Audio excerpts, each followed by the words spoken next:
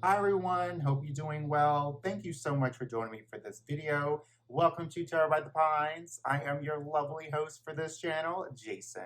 Spoiler alert, I have never liked the suit of wands.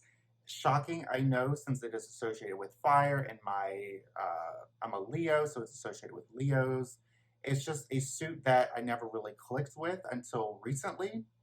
So I figured I would go through the minor suit of wands, excluding the court cards since they are in their own little world, own little bubble. They're complicated, convoluted. I will do those in a separate video. And of course, I plan on doing the following three suits in a different video. And just in time for 4th of July and the summer, I figured I would do the suit of wands first. So for this exercise, I am using the traditional Smith-Waite Centennial Edition. And for a more modern deck, This Might Hurt Tarot. And for a pip deck, which helped me connect with the suit of wands more, the Spacious Tarot. I've laid the cards out here. We have the Smith-Waite, This Might Hurt Tarot, and then the Spacious Tarot here. As I can see wands, they represent our creative endeavors, our ideas, and our passions. Now, for the Ace of Wands, for these two, a hand from a cloud is basically presenting a wand that's blooming or blossoming. And for the Spacious Tarot, a single wand is brought to life by a single spark. And since this is the beginning of the suit, this card is a sign of untapped potential. It is a sign that perhaps you're starting in a new or fresh start in a project, or maybe you have an idea that's happening. This is definitely a motivational card to get in a reading. If you've been thinking about new creative projects or ideas, this card says go for it. And obviously, I'm going to love the Ace of Wands since it is a wand that's basically coming to life with that spark that you have, with that idea that you're very passionate about. I really like that. So going into the two. So for the two, this is definitely the travel card of the wands. You know, coming after the ace, this card invites you to basically grab hold of your ideas and start to plan. The world is literally in front of you. You just need to simmer on your ideas and get to planning. Going into the three. A figure has stepped out past the two wands with a third in their hand. They're ready to basically progress and move forward with their ideas. Whereas this three, a woman sits while looking outward towards the sea of basically possibilities. And as you can see here, her three writing tools, three, um, two pens and a pencil, her ideas she's been writing her ideas, progressing and simmering on the possibilities of her ideas. Whereas the three wands here illuminate a clear path for you to move forward. And since this is, I call it the progress card, you have this idea, you're planning, you're very enthusiastic about your ideas, you're basically ready to go forward with your ideas. Basically, go big or go home. And obviously, this three of wands here, I really connect with. I love that these three of wands are basically illuminating a path for you to move forward. Going into the four. In this card here, two people are looking at the four wands, whereas people in the back, this is basically a celebratory card with castles in the background. And then this here, you have four bunnies. Presumably a family have gathered by the four wands with houses in the back. And then here we have four wands that are together and they are basically dancing with joy with sparks coming out at the end. Now, this is definitely a celebratory card and it invites us to stop and appreciate what we have in our lives. A celebration of how far we've come, or perhaps a celebration of those in our lives. It also presents holidays or maybe even a wedding. Basically, celebrate any milestone, big or small. All right, going into the five. This here, you have five people with wands, and they have the wands in their hands raised as they are fighting. And then here you have five dogs are fighting over the sticks in their mouths.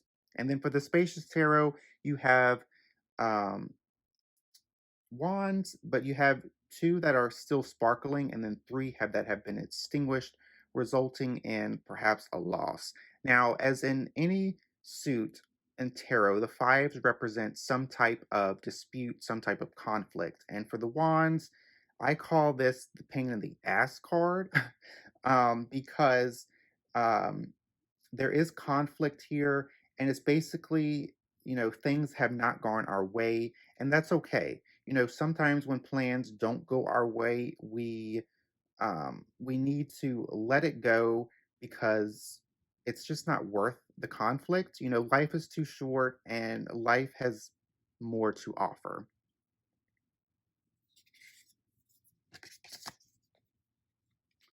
So for the Six of Wands, a figure on a horse has come back, presumably from battle, with others celebrating.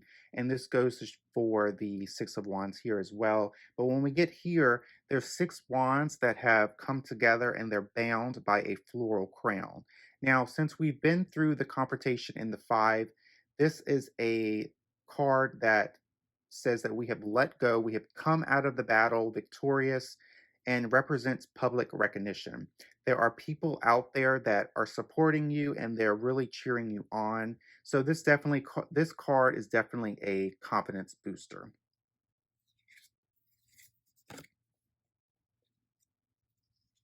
So the seven here, a figure is holding a single wand, whereas the six wands here are standing up, pointing at them. And then here as well, you have that defense stance with the figure.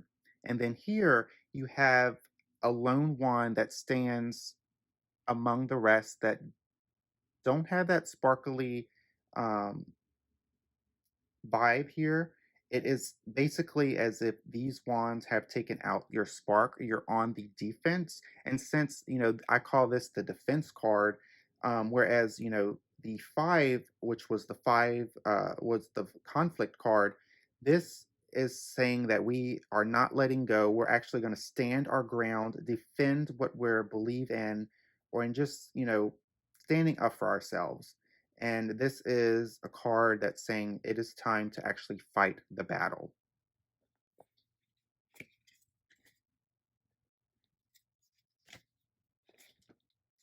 All right. So for the eight, it's very traditional. Nothing really has changed here. The Eight of Wands are basically flying through the air, going towards the goal in synchronicity.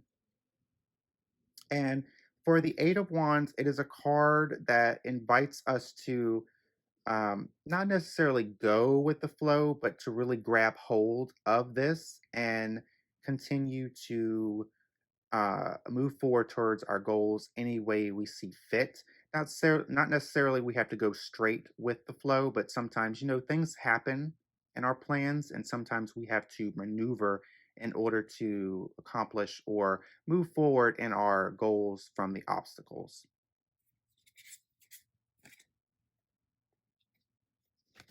All right, the nine. So we see a wounded figure standing with a wand as eight of the wands stand up behind them. And then here you have a stressed, perhaps tired figure that continues to write as eight writing tools align behind them. And then here you have one blooming wand with a rose that is held up by eight wands. It seems as if this particular wand is protected from falling from these eight wands. Now, this card is a card of resilience. This card is about going forward no matter what you've just endured. It encourages us to keep on keeping on. Just like with the Eight of Wands, we're going with the flow, but then we have obstacles to maneuver. So we have that forward progression that we have to go through. Um, your goals, no matter the size, is basically worth fighting for.